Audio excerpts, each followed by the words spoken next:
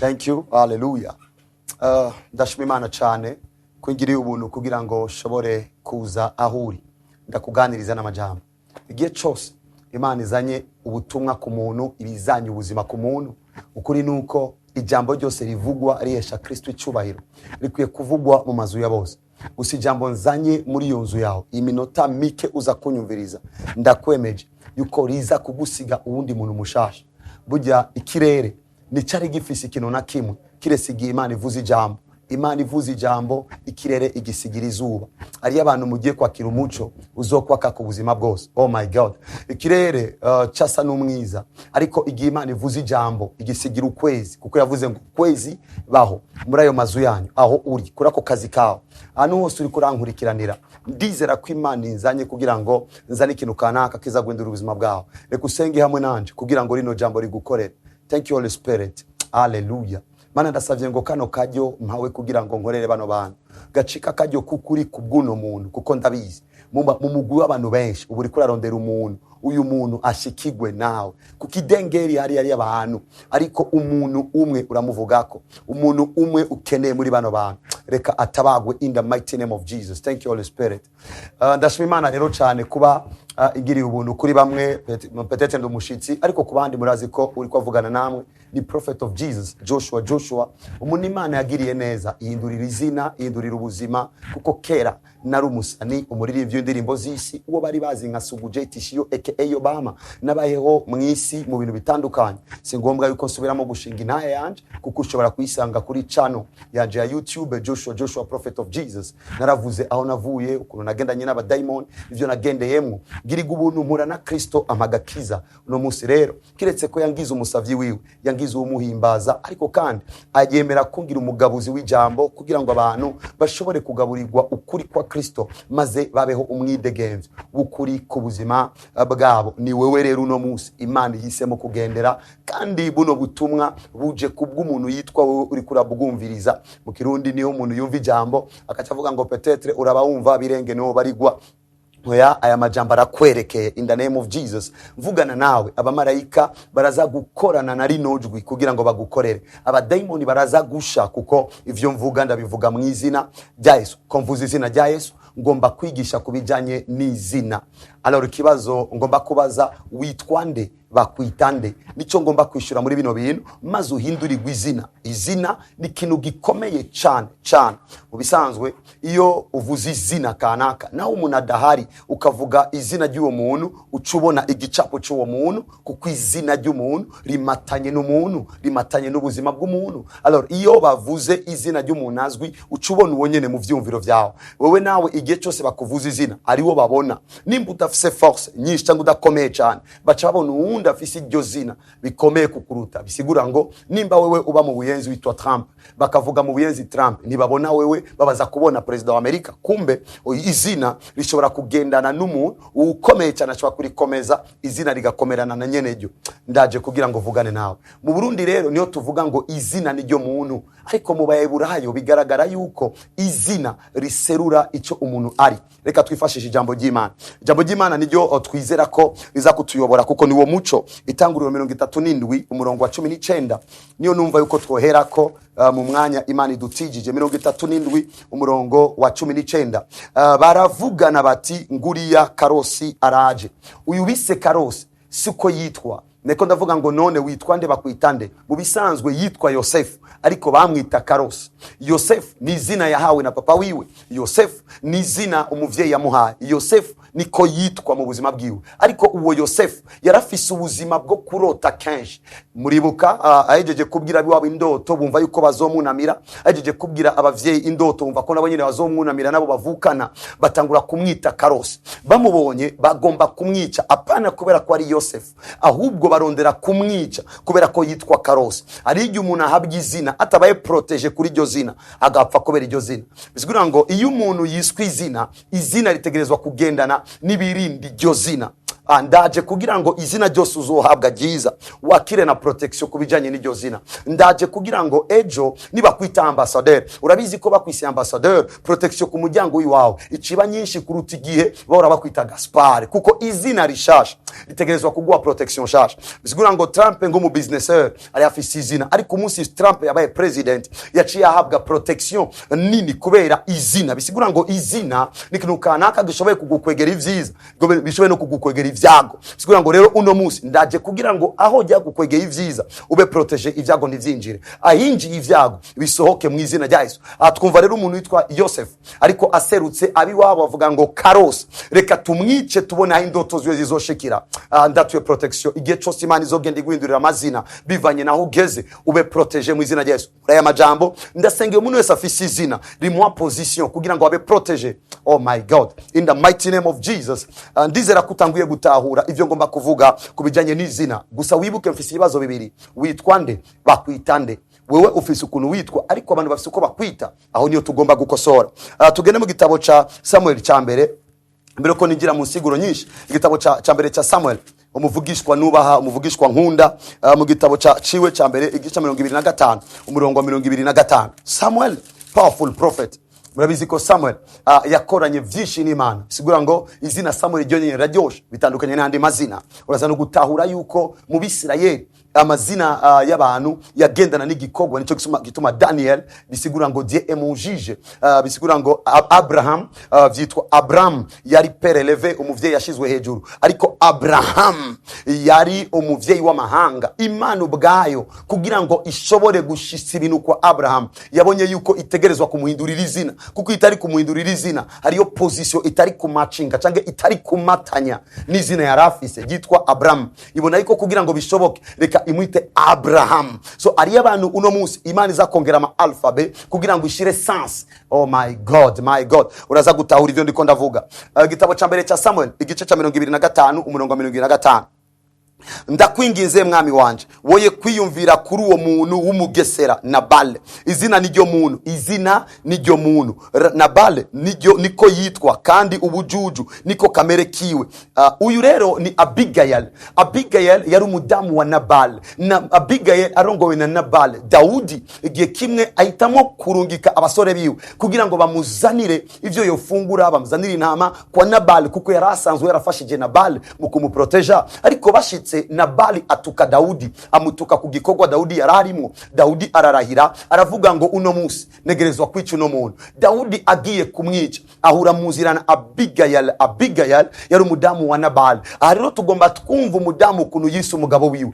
Nabal, Abigail abwira Daudi, rekana nujya mugesera kuko yitwa Nabal. Ngo Nabal, Nabal niryo zina jiwe, kuko Nabal mu bisanzwe ngo risigura fu cange rujuju, ni izina jiwe. Umudamu yarabizi ingorane umugabo tubana nawe siwe, ingorane ni izina afise kuko yitwa Nabal. Bisigura ngo ivy'ubujuju ndavyihanganira kuko narongowe na Nabal. Ibaze uyu mudamu ahejeje kwita umugabo rujuju, Imana ntimuhane kuba yamututse, kuko niyanamututse ahubwo yavuze icari, kuko ngaha tuko turumva ngo izina niryo muntu. Rero ndakubaze, witwa nde, bakwita nde? Ari ivyago kanaka biri ku buzima bwawe bimatanye n'izina baguhaye. Ndaje kugira ngo uno munsi kala bradia ados izina ryawe rihinduke. Ari wiginukana kuri kurabanko kimatanye n'izina baguhaye. Ndaje kugira ngo utahure kandi ubohoke mu izina rya Yesu. Rero ijambo ry'Imana ritwereka gaciro gakomeye cyane kubijanye n'izina. Tugihera rero uko witwa nde? Abraham yitwa Abram. Bisigura ngo Abram niko yitwa, ariko Imana yo ihita kumwita Abraham, kandi twese no munsi tumwita Abraham. Tumwita Abraham igiye ugutahura kwinjiye mu buzima bwiwe. Imana imwita Abraham, izina papa wiwe yari yamuhaye riribagiranwa. Bisigura ngo ushobora guhabwa izina kibagiza ivya mbere uko nyene ryibagiranye, nuko tutakivuga Abraham nka père levé, ahubwo tuvuga ngo Abraham ng'umuvyeyi, umusogokuru w'amahanga. Ubipinga uvyemera, twese twisanga twitwa abuzukuru biwe. Ikibituma ni izina rimatanye nawe. D'ailleurs tuvuga twese ngo imbere y'izina rya Yesu amavi yose afukame. Ni izina Yesu rivugwa abadayimoni bakagenda. Kumva ubushobozi buri mu izina bushoboye gutuma ibintu vyoroha.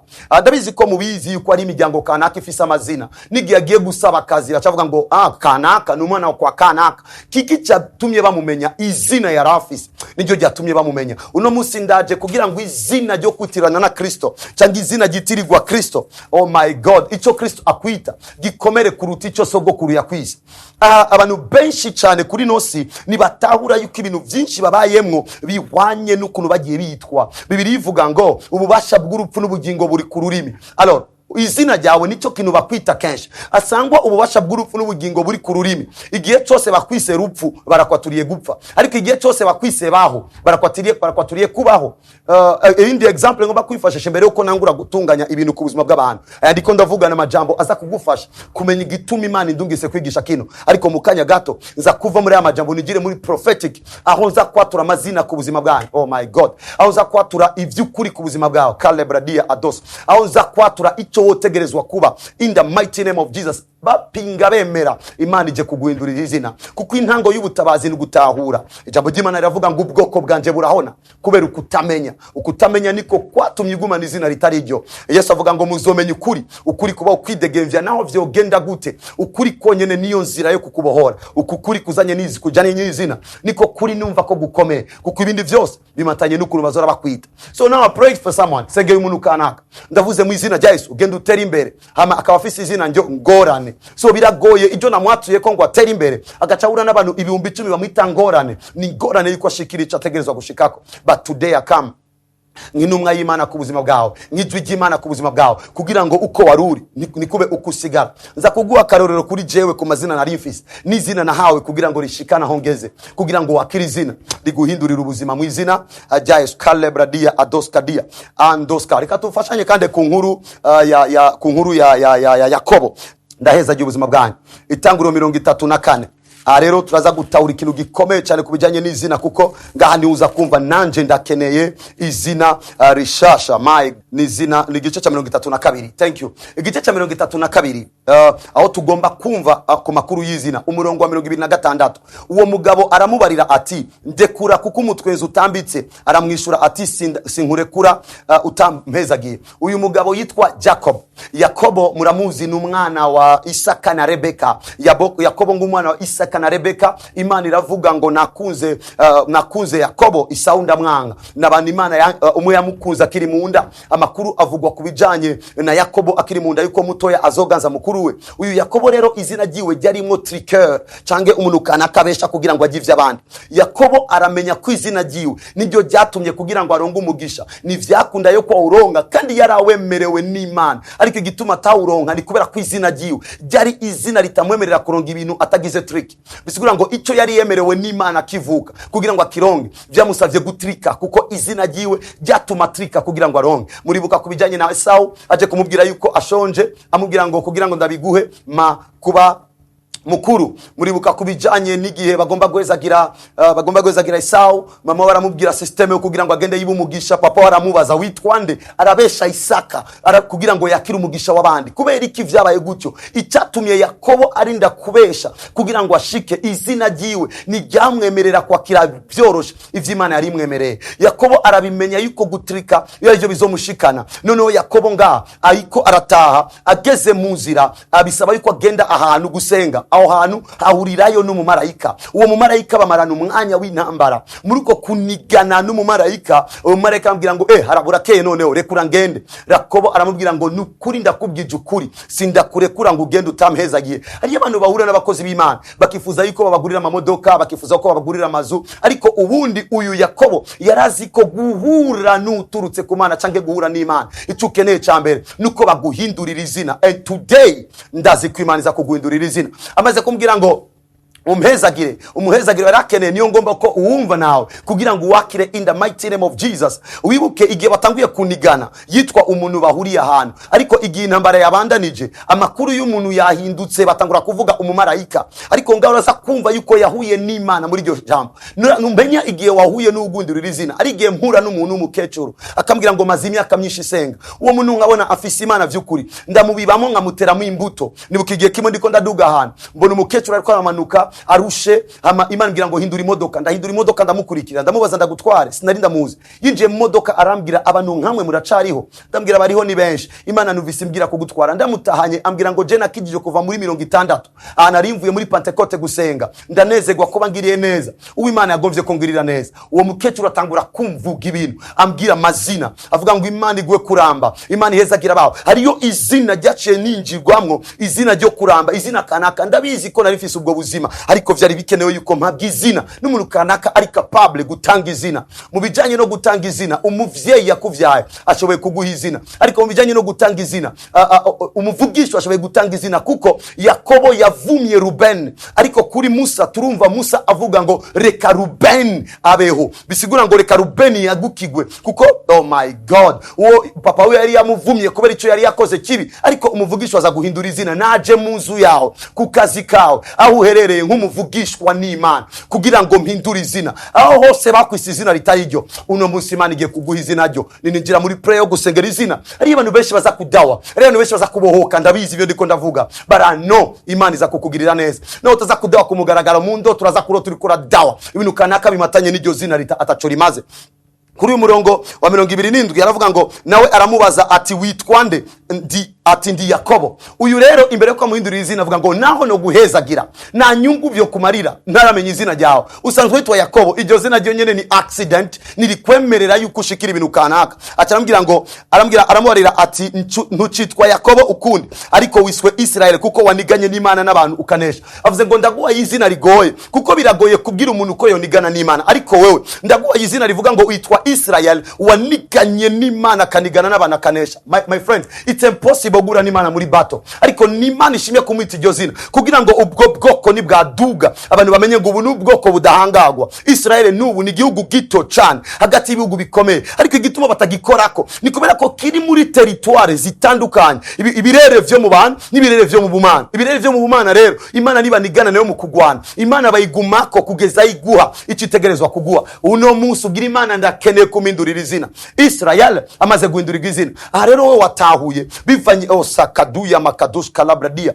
ndizera kuri kuratahura. We watahuye bivanye n'ukuri wari kurumva. Jewe ndinga no guha karoro kubijanye n'amazina nagiye nitwa Tarade Oscar Langra Ados Kalia Ados.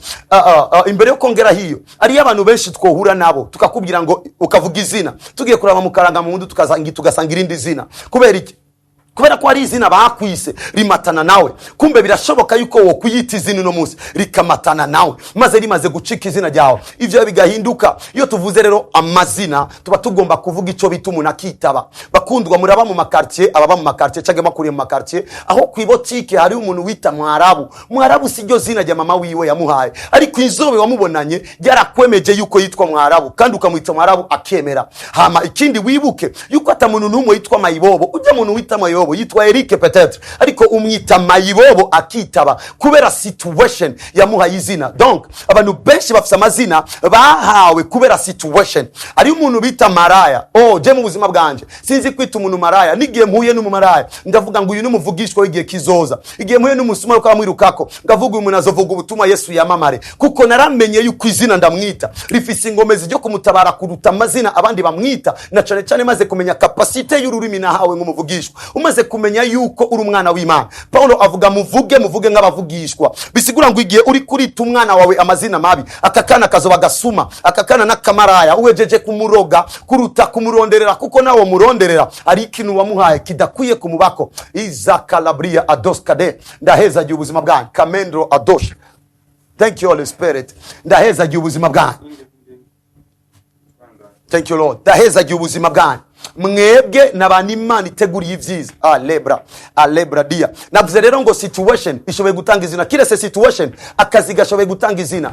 Igihe winjiye muri bisi ukatubwira umuntu convoyer, wibaza ngo yitwa convoyer kubera iki yitaba kuri convoyer? Ni kubera ko akazakora karamuha izina. Ugahura n'umuntu n'umushoferi, chauffeur agafata frein akakuraba kubera iki yitavye chauffeur? Ni kubera ko azikamuha izina. Ariko yari kuba afise akazi karutako iryo zina chauffeur sijyo yari kwitaba. Nabwiye abantu jewe nitwa Joshua prophet of Jesus, so banyita gutyo prophet bivanye n'igikogwa Imana inkoresha. Sanzo visi modoka ngendesha imodoka bisigura ngo nanje ndumushoferi, ariko nagiye nakimwe ninjira mu ishengero bakavuga ngo go deeper chauffeur.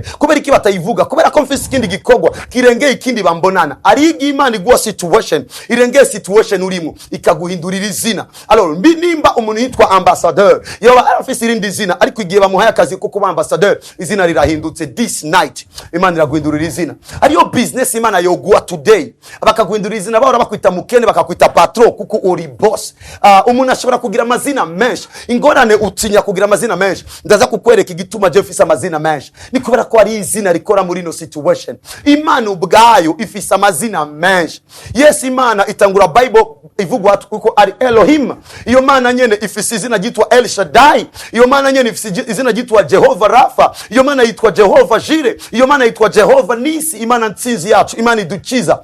Yitwa Shama, Imana ibana natwe. That means Imana ubwayo hariyo amazina ayigaragaza. So ni vyiza yuko ku buzima bwawe wemera yuko aba amazina akugaragaza kuri iki. Naho vyirengagiza, nimba ufise umukozi mu nzu akwita patron, nimba ufise umudami mu nzu akwita sheri, kumba uremerewe kugira amazina atandukanye mu nzu imwe. Nico gituma nje nga kugira ngo ndakugurura amaso, kabadia ados, kugira ngo ndakugurura amaso ubuzima bwawe buhinduke. Jewe rero nk'umuntu yitwa Joshua, mu bisanzwe kukaranga muntu yanje nushobora gusanga yo Joshua. Nibukigiye kimwe ngiye kuri bank, ngeze kuri bank umudamu marambonera ko minduru, ndavuga ko biri ku komenduru, nakubonye ndavuga sije mu gikorande gutunganya ivy'amafaranga. Magaze ku ruhande agomba kumfasha kuko yaranze, acaraba amakaranga acaraba ahantu agomba guhamagara, acavuga DJ ninde, nitavye je ngo warahinduye izina. We yasomye yo kukaranga muntu nayisigiye karanga muntu kuko ndazi yuko isigura ya Joshua iruta cyane isiguro ya Didier kuko sizi n'umufaransa kanaka isuko ederegeze kubona ni na filme kanaka bacice kuri RTNB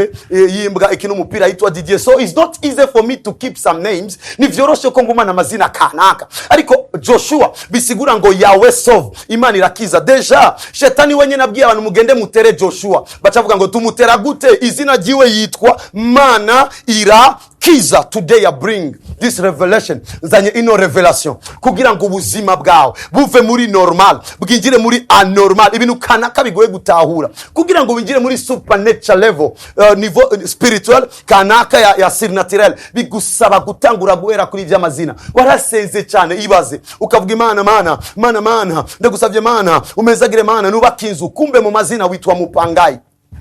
My brother, urabona uje munaza kukwishuza ntazi izina ryawe avuga Mupangai, wo shalipa. Nagomba no kumenya uko witwa kanaka, nagomba kumenya uko witwa Salomon, nagomba kumenya uko witwa Habibu, nagomba kumenya izina ryawe avuga Mupangai. Wewe ni sawa? Alors iryo zina ritegezwa guhinduka, uwakwise Mupangai ushobora kumita Mupangai na wakagupangira handi in the mighty name of Jesus. Kumbe rero izina ry'umuntu ashobora kuriabwa na situation. Oh my Father, my God, hezagira abantu banikora nkurikirana, ugirira ubuntu bano bantu kugira ngo kalabra ados kadol umuntu wese azokumva buno butumwa ahindurirwa amateka, ahindurirwa izina mu izina rya Yesu. My God, bisikira ngo ico gihe nitwa Nduwimana Didier ndakura mbu muririmvyi, kubururimvyi bisaba ko nakira izina. Muri ryo zina ubwa mbere nitwa Cisco Sugu Sunshine. Cisco Sugu Cisco ni kiato, Cisco ari kirato, but narakira iryo zina. But Sugu narinda bizi uko bisigura umugarariji, ni zina kanaka jyanije mu bugarariji, kutumvira kandi ukwinjira mu badaimoni byari bimatanye n'izina nari mfise, kuko nari Sugu ntatinya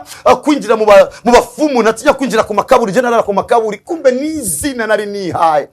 Maze kugira iryo zina Sugu J uravyumva uko rero. Maze gukizwa icambere nabanda nje nitwa izina nitwa nka DJ, ariko Imana kugira ngo imfashe ituma abantu bwabo batangura kumindurira izina. Sizi kubizi iyo umuntu akijije batangura kumwita pasteur, Imana ireka ko bamwita pasteur kugira ngo batangure kwibagira iryo bahora bita. Banyita pasteur ubwa mbere suko narindi pasteur, ariko batangiye kunyita pasteur finalement narisanze ndi umupastori. Ushobora kuba raparticipe mu kubinyita utazi, kumbe kubinyita vyonyene biko biranegura. Imana ubwayo rero iramenya ngo kugira ngo umuntu ashike ahantu kanaka bisaba yuko izina rihinduka. Today ndaje kugira ngo izina ryawe rihinduke in the mighty name of Jesus. Maze kubandanya then Imana inyereka mu ndoto, inyereka isiga amavuta kubijanye n'ivy'ubuvugishwa, ivyo singo ngomba gusigura, ariko kuva ico gihe nangura kwitwa prophet. Arocha wibaza uyu muntu afise amazina menshi, mara ngo prophet of Jesus mama, mara ngo man of God mama, mara ngo man of faith mama, mana ngo mana ngo man of miracle, prophet of thunder, prophet of fire.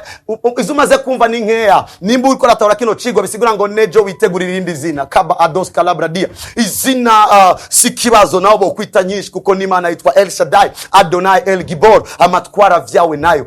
Nibuka rero igihe vyaye umwana biba ngombwa ko ndamwita izina. Umwana wanje ndamwita izina Mary Grace, wakunzwe n'Imana. Ngeze kuri commune kugira ngo bamwandike kuko ni vyiza ko abana bandikwa. Barambwira ko umwana afise izina rirerire ni yatangura kwiga science bizomugora kuko azokwandika kubera iki wibajije science. None ko afise izina rirerire uwakuzwe n'Imana ugomba rigufi ndamwite kugira ngo ribe rigufi. No. Naco bitwaye umugore kwandika ariko afise izina. Edare narababwiye abantu uko akura niko nzomongerera izina. Mvuge ngo ubu rero yitwa uwakunzwe n'Imana cyane mu gihe ciwe. Ni yakura cyane mbandanye. Uwakunzwe n'Imana cyane mu gihe ciwe bose barabimenya n'abandi bazogenda babimenya. One name naco bitwaye uburebure bw'izina ariko rivuga icyo utegerezwa kuba. Listen. Iyo ninjiye mu nzu jewe n'amakartie afise amazina. Ariyo makartie yitwa Rehoboth, ariyo makartie yitwa ukuntu kanaka. Ugasanga umuntu ari mu quartier peut-être izina atazi. Nico gituma jewe nimutse mu ikartie nangura kuyita izina. Aka karere ni Rehoboth yanje. Shitse mu nzu yanje ndavuze ni Imana niba ni Palais Royal ni izina nayihaye. Bradia Kados.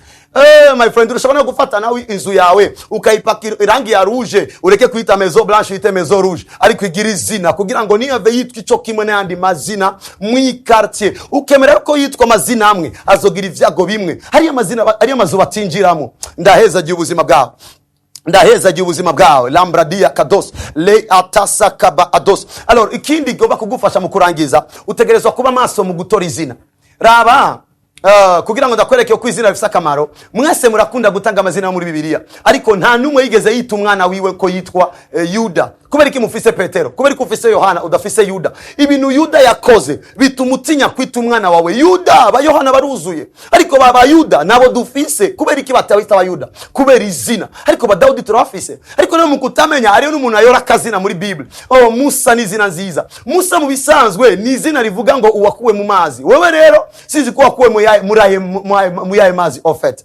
Izina rifise insiguro. Ba Daniel ni insiguro. Ba Ezekiel zifise insiguro. Nta zina narimo muri Bibiliya ridafise insiguro. Utahuye rero n'amabanga y'izina uza kumenya ukuntu wita izina umwana wawe. Genda utangure kongereza akazina ku bana bawe. Genda utangure kwatura izina ku buzima bwawe. Igihe natangiye kwitwa Man of Faith nigihe numva ko ngeneye ukwizera kwinshi. Ndavuga ari igihe ukwizera kuncanga ariko nitwa Man of Faith ukwizera ukwako kuramenya ngo ni jewe Faith.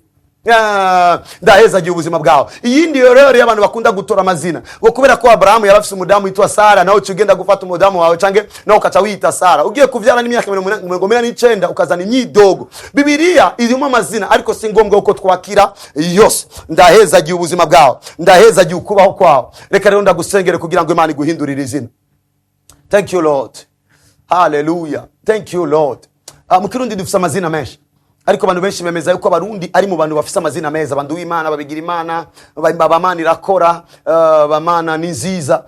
Igihe kimwe tugiye mu buhungiro nibuka ko twahagarara hajya ahantu bazagwakirira umuceri cyane igihe twari muri Kongo ukumva izina ukibaza my God which kind of name. Ukatamva umuntu ngo yitwa Mateso, Shida, Matatizo. Ugiye no kurabuza ari ryo zina ariko bimatanye nawe cyangwa ugasanga nundi yise umwana ngo nacazovamwo ngo ngorane. Iyo zina yambure ningoga shira kwizina nyaryo rimatanye n'ubuzima bwawe. Uca wibaza ngo umukozi w'Imana arazi ivyo ariko aravuga ugira ngo muri leta kugwindura izina biroroshe. Sinakubwiye kugenda uhindure ku karangamuntu usa kwigumane ariko gira izina. Nakubwiye ko jewe mfise irindi zina ariko igihe Imana yambwiye ngo bakwite Joshua. Iyo nararicakiye ncavuga ahubwo ni Joshua iri Imana ihisemo reka ribe double kuko ari Bibiliya ivuga ngo Imana ivuze rimwe umunyabwenge yumva kabiri. Igihe yambwiye nitwe Joshua nacevuga Joshua so double navyumvise kabiri my father. Alors uno munsi uratahuye. Uno munsi uri kuratahura ni wowe ukwiye kwita izina umudamu wawe. Ni wowe kwita izina umugabo wawe.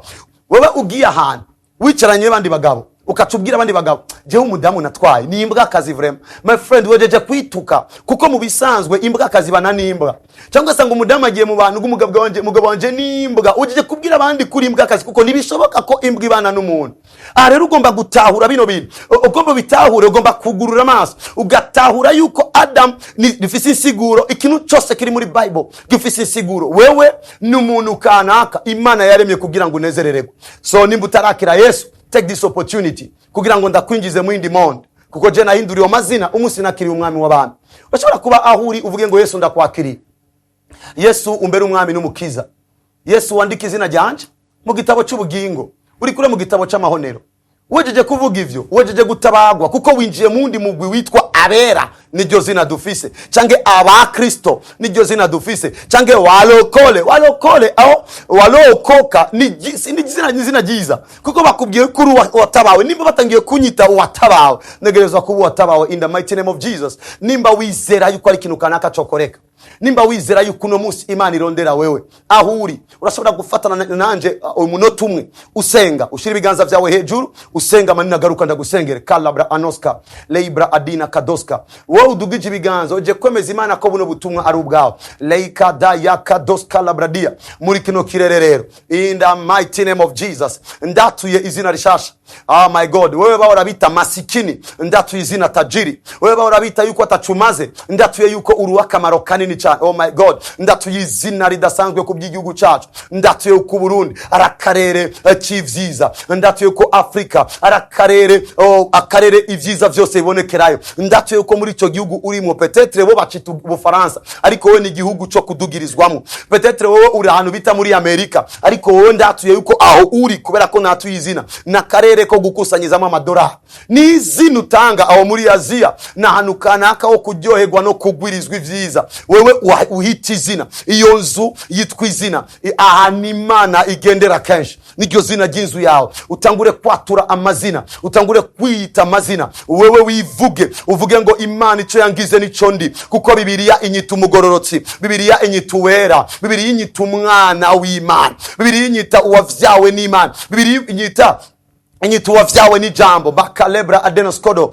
Thank you Holy Spirit. Mana ndagushimiye kubwa bano bantu, ndagushimiye kubwa buno butumwa, inzu yose uburungitsemwo, reka abantu batahure, nibicara nk'umuryango ubahindurira izina, nibatahura yuko amazina yabo arimo code mbi ituma abadayimoni babakurikira, bahindurira amazina. Ndabizi yuko umurozi imbere yuko yinjira mu burozi bamuha izina rishasha, ndabizi yuko umuntu yagomba kwinjira muri scutisme bamuha izina rishasha, ugasanga umwe yitwa Kayabu, ugasanga ngo ni yitwa Sha, undi yitwa Ntare, so many names, but after today receive a new name. Mukurangiza kugira ngo dabareke ariko mugende mubaye abandi, ibaze jewe mu bisanzwe si nambwira abantu uko nafise umugore, oya jefise umufasha, sinanga ko ari jambo ry'ikirundi, ariko mu bisanzwe Imana yabwiye Adam yuko igiye kumurongera umufasha bikwiranye. Jefise umufasha dukwiranye. Adamu nigeze amwita umugore, Adamu yavuze ngo yitwa Eva. Eva bisigura ngo wakuwe mu mugabo, bisigura ngo yarari wese yarazi ko yakuwa hano kanaka. So umugore sinzi jambo yo barivamo, ariko wewe ushobora kutangura kwatura no kumwita amazina